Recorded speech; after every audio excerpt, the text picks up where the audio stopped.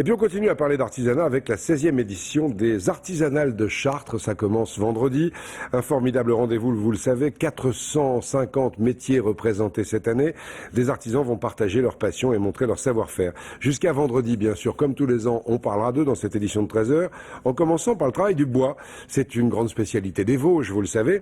Dans le pays de Neufchâteau, à Liffol-le-Grand, où il y a 1300 habitants, 500 personnes continuent à travailler dans la fabrication des meubles. Reportage Vincent Ditch et Morgane Doux. Depuis 300 ans, Liffol-le-Grand, au cœur de la plaine des Vosges, est la capitale du meuble et du siège. Aujourd'hui, une vingtaine d'entreprises et d'artisans perpétuent cette transformation du hêtre ou du chêne des grandes forêts vosgiennes. Parmi eux, Claude Fagot, qui dirige l'atelier où il a commencé à travailler à 18 ans comme menuisier.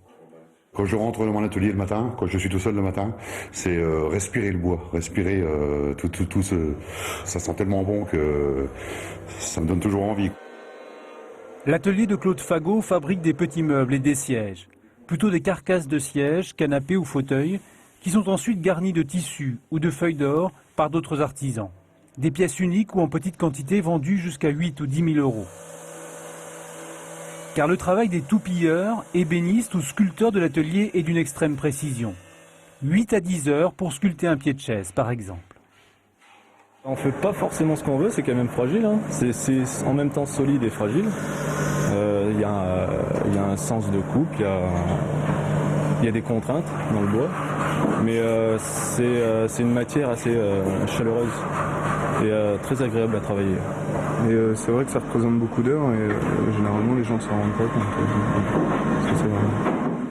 Chaque fabrication est tellement particulière que tous les gabarits et tous les modèles des meubles fabriqués ici depuis 50 ans sont conservés pour pouvoir être reproduits un jour. Le plus souvent des reproductions de meubles du XVIe, XVIIe ou XVIIIe siècle que Claude Fagot doit adapter au goût de ses clients.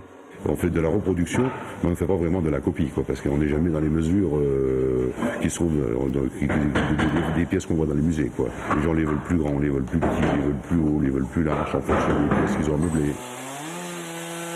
L'industrie du meuble dans les Vosges a perdu beaucoup d'emplois ces 20 dernières années. Mais aujourd'hui, les entreprises et les artisans qui misent sur la qualité de leur savoir-faire ont de l'avenir. 70% des meubles de Claude Fagot partent vers l'étranger, au Qatar, en Russie ou en Corée.